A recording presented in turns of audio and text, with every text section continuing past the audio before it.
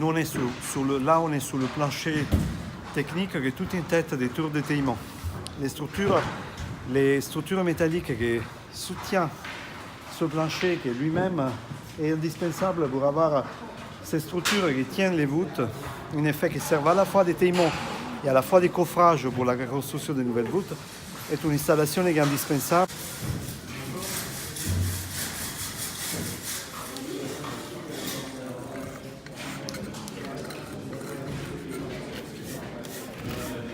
On utilise des pinceaux comme ça.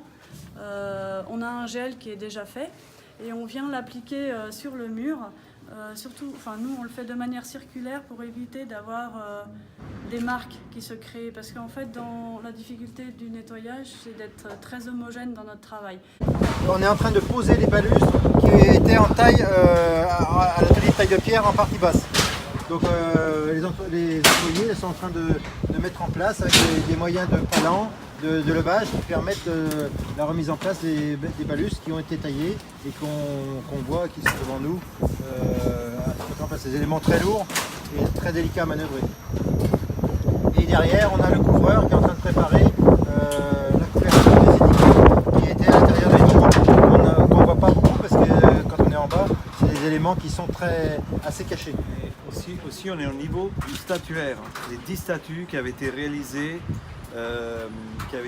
par le sculpteur Valette, qui à l'époque était très important à Nantes, qui a opéré à partir de ces années-là jusqu'à sa mort, jusqu'aux années 20, 1920.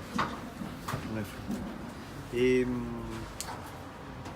c'est particulièrement intéressant cet ensemble parce que dans ces 10 statues sont représentés des évêques et des évêques marquants pour l'histoire du diocèse de Nantes, et notamment ici avec la maquette de la basilique à Saint-Donatien, que vous pouvez reconnaître au détail près, parce qu'à l'origine, sous le projet initial, étaient prévues 2 flèches, et après ont été réalisées deux tours, en effet. Et parce qu'il a été réalisé en 2 phases. Et ici, dans les mains, c'est l'évêque Fournier qui a la maquette de la basilique à Saint-Donatien. Et l'évêque Fournier était l'évêque de Nantes au moment du lancement de l'opération. C'était lui qui avait lancé l'opération des travaux de la basilique à Saint-Donatien. Et il sera évêque de 70 à 77. Et après, ça va être l'évêque Lecoq qui terminera les travaux en 92. Et après, ils vont être terminés les 2 clochers.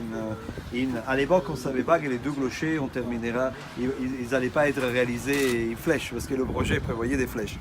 C'est au début du 20e, en 1902, qu'ils sont terminés les clochers tels que vous les voyez actuellement.